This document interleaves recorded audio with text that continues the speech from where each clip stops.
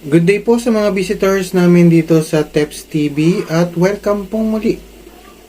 Ngayon pong araw ay sasagot tayo ng home credit question at wag na nating patagalin. At ito ay galing kay Jopay Tiose. So, ang sabi niya kasi, sir, sana masagot. Kumuha kasi kami installment set videoke kasi nasira agad yung speaker 7 days replacement.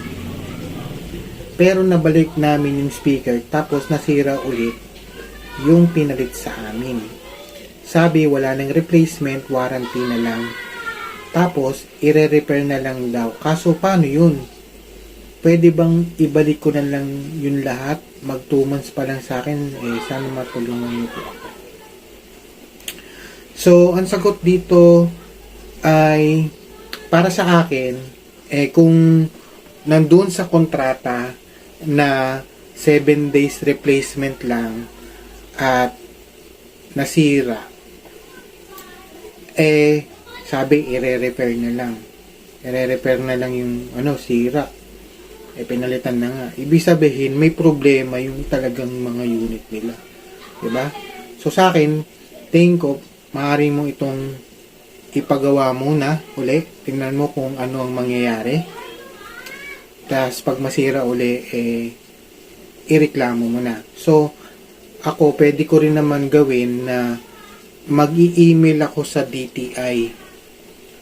At sasabihin ko na itong gadget or video set na nabili ko, una nasira, tapos ni-replace, nasira uli, tapos sinasabi sa akin na walang hindi na pwede palitan. So parang lugi ako doon, di ba? Parang lugi ka talaga doon. So ang gagawin ko diyan is magi-email ako sa DTI. So ipo-post ko nito, ito magiging laman. So doon sa lagay mo yung ask@dti.gov.ph. Tapos isisisi mo, yung bibigyan mo rin ng kopya ng reklamo mo, complain mo, yung info@homecredit.ph, yung hello@homecredit.ph, at yung company email address nung seller ng video. Okay? So kung wala naman, i-mention mo lang. So magiging laman nung yung email yung kinento mo nga sa akin na nakabili kayo, tapos ni-replace, tapos nasira ulit, tapos hindi na daw pwedeng i-replace, i-repair na lang. So parang ganun, lugi ka ang pakiramdam mo. Unfair sa'yo, di ba? Tapos gusto mo na lang ibalik, tapos wala ka ng utang.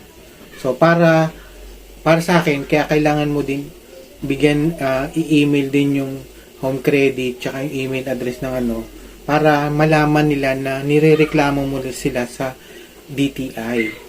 Isa pa, ilalagay ko na lang doon sa description yung link ng contacts kung saan pwede mo silang i-complain. Meron doon form yung DTI, pwede mong i-reklamo. At mag-reply naman yung DTI kung related sa mga consumer affairs, diba? So, I hope nasagot yan.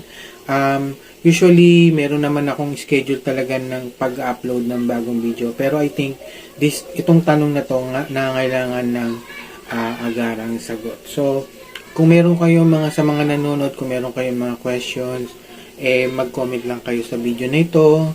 At kung wala naman, sabihin nyo lang kung taga-saan kayo, kung taga-saan kayo sa Pilipinas, or baka nasa abroad kayo, or ibang bansa, di ba? So, I hope nasagot yung question na yan. At hanggang dito na lang po, at marami pong salamat.